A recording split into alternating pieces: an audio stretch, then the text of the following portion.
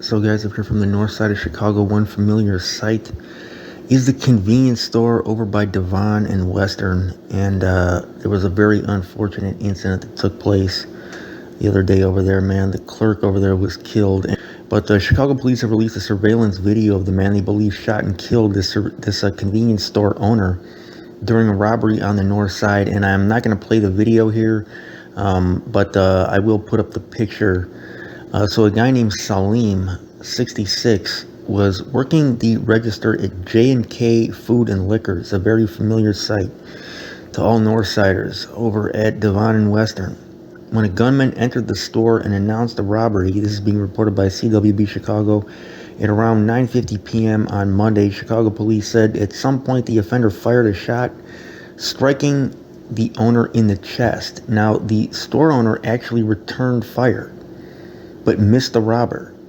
Police have said they believe the robber arrived on a bicycle but fled on foot.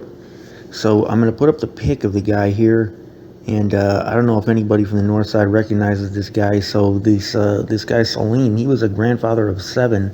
He was planning to retire in 2 weeks.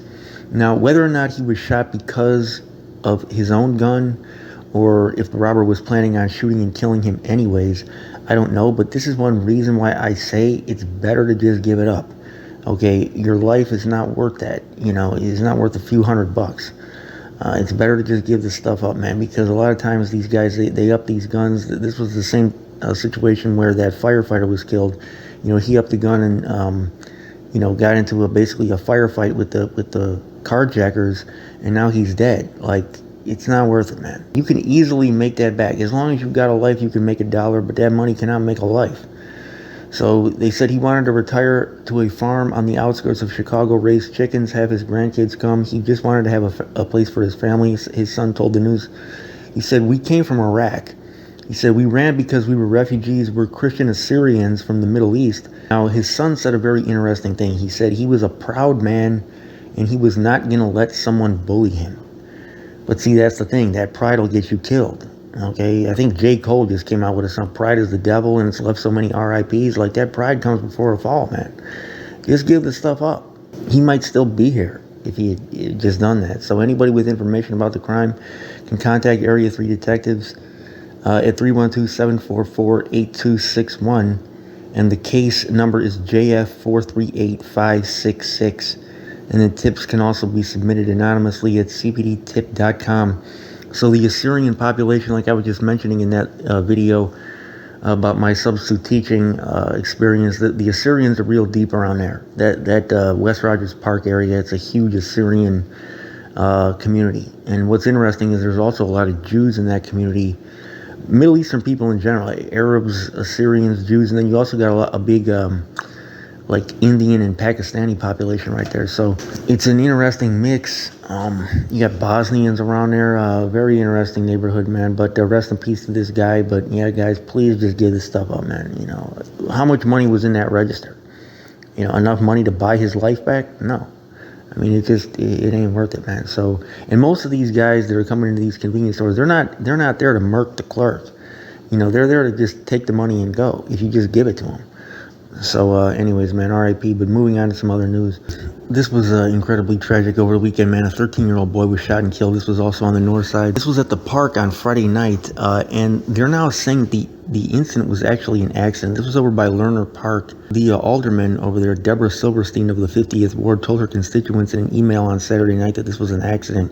An off-duty Chicago police officer found the boy under the gazebo at Lerner Park over on Sacramento, it's like 7000 North Sacramento, after hearing a gunshot and seeing a group of young people running from the area around 9:50 p.m. Silverstein identified the boy as Lavelle Winslow, a student at West Ridge Elementary School, and she said he was a bright young man, bright future. Lavelle's mother was telling ABC7 on Saturday, he said he wasn't a bad child, not in a gang. So Silverstein said police are investigating, but the shooting appears to have been an accident. There is currently no indication that it was gang-related or that it poses an additional threat to the community. And she said, "My deepest condolences go out to the boy's parents, family, and the entire West Ridge community who is mourning his loss," man. So Man, that type of thing, these gun accidents, you've reported on so many deaths from these gun accidents in Chicago, I've lost track, man. And I don't know who did it.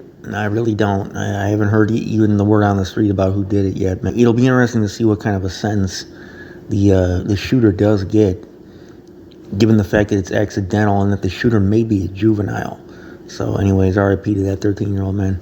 And then the last thing that I want to talk about in this news update, guys, is Kanye. So he's been in the news a lot recently, if you guys haven't seen.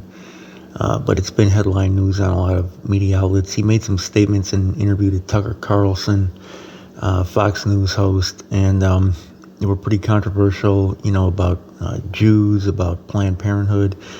Now, what he was saying in some of those interviews, in some of those statements, these are actually views that are pretty widely held in the city of Chicago. The stuff about Jews, the stuff about Planned Parenthood, not so much.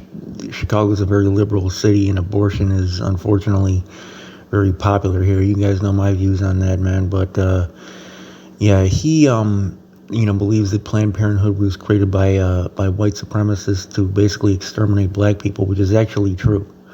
If you look up Margaret Sanger, Google Margaret Sanger, Planned Parenthood, she said explicitly in her own words, she said, quote, "Colored people are like weeds that need to be exterminated." She said, "We don't want the word to get out that we want to exterminate the Negro." So she was going to try to get the black pastors to come in and be the liaison between her and the community. That was her express goal. She was a eugenicist. So he's got the substance behind a lot of these viewpoints. Some of it might sound off the cuff and kind of out there, but he definitely has some facts to back some of the stuff, at least about that, up. The stuff about Jews I have to disagree with, man. But at any rate, man, so one of the statements that he made, though, about George Floyd, basically attributing his death to a fentanyl overdose, when in fact it was the drugs may have been a contributing factor, but the autopsy, said that it was cardiac arrest, basically, presumably due to the physical stress that was put on him by the cop. Okay, so and that cop is now serving time in prison for that. So drugs can obviously place an increased stress on the heart, but then when you have the added stressor, it was not solely drugs. And so George Floyd's family is suing Kanye West now for $250 million. And this is being reported by several media outlets, man. They said the mother of George Floyd's daughter announced that they are filing a $250 million lawsuit against Kanye West over his recent statements about Floyd's death. The rapper, who goes by Ye, erroneously declared on a podcast that Floyd died from fentanyl, not as a result of police brutalities, adding that the goal with the lawsuit is to, quote, hold Mr. West accountable for his flagrant remarks. So the lawsuit will go after West's business partners and associates as the comments caused harassment, misappropriation, defamation, and infliction of emotional distress. And Gianna is the sole beneficiary of Floyd's estate. So that's what's going on right now with that. His statements, this gets to the question of freedom of speech, right? People have the right to respond, right, in various ways within limits, obviously not with violence, but within limits. And so this question of, how far can free speech go? Obviously, politicians and public figures are having their character bashed all day, all over social media by, tens and even hundreds of thousands of people. So does that same leeway apply to people that are not politicians or who did not choose to be public figures, such as George Floyd? Celebrities, they get bashed, their character gets defamed all day, and there's rarely, if ever, any fallout from that, any consequence from that to the people that are defaming them. Most of these are people that, the celebrity doesn't even know or doesn't even know exist. So George Floyd kind of became a celebrity after his death, though, and again, not by his own choice. So does the same space for freedom of speech apply to everybody equally? Politicians, actors, sports stars, and then people like George Floyd, who have been the victim of police brutality. It's a difficult question to answer because there's definitely certain situations where you wouldn't want to give people free reign to just say whatever they want and bash anybody. Like, for instance, in the case of a child, you would definitely want to hold accountable anybody that just publicly started bashing the kid, and especially if it was unfounded, and especially if we were talking about like a little kid or a person who's disabled in certain ways, a person who is the victim of police brutality like George Floyd, and he has a certain legitimate victim status that has to be respected, I think, in the public space. And if one is challenging his victim status and saying that he brought about his own death, that is a false statement on some level that, obviously the family has the right to counteract. This line is not clear cut, though, as far as the freedom of speech and what is too far. So you guys can let me know what you think in the comments section. Sometimes definitely politics gets played with this, and, people are all for freedom of speech when it's their side that's bashing the other side, but then, when the other side comes back at them, now all of a sudden it's defamation of character. But this is not politics. This is a private person, so are the rules the same? And these rules are not written in stone. Like, that's part of the problem. The explicit rules on freedom of speech are not out there for the public to just access and read so they can know what's too far. So you guys let me know what you think, though. Did Kanye go too far? Can he be held accountable for this? Is the lawsuit legit? Does it threaten freedom of speech, or is this a good thing? You guys let me know what you think, man. Yeah, I think freedom of speech is very important to protect, and I actually hope that right of his is respected in this instance, and that he's not punished for it, because that would set a precedent.